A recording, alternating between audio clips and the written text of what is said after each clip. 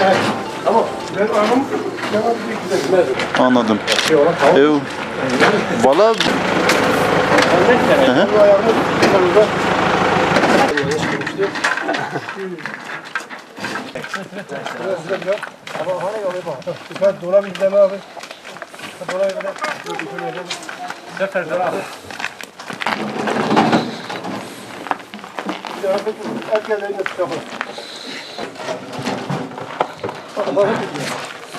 Bak şimdi içeri.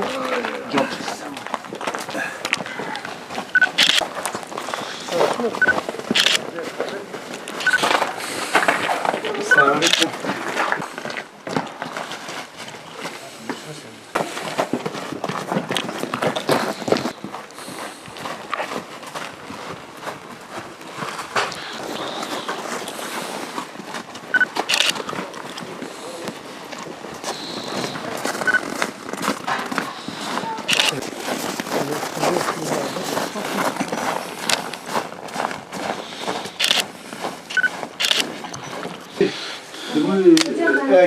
خودی هیچ ها بیشتر محافظه کرد دست که حتی دست می‌آیم یادی لیبر مورد جرجگو امی حتی çarpayım ha ki xaniyayım bedni.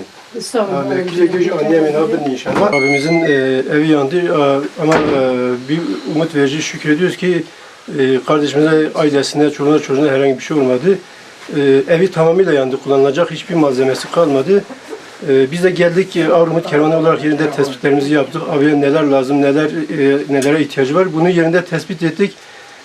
Gittik Umut Kervanı'na arkadaşlarımızla istişare ettik.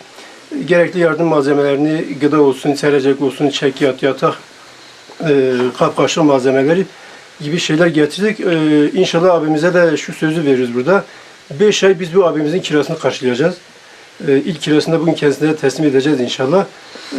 Elimizde geldiğince bu kardeşimize biz elimizi uzatmaya çalışacağız. Avrumut Kervanı olarak yardımseverlerin de destekler. Biz bu kardeşini inşallah bu sıkıntıdan kurtarmaya çalışacağız.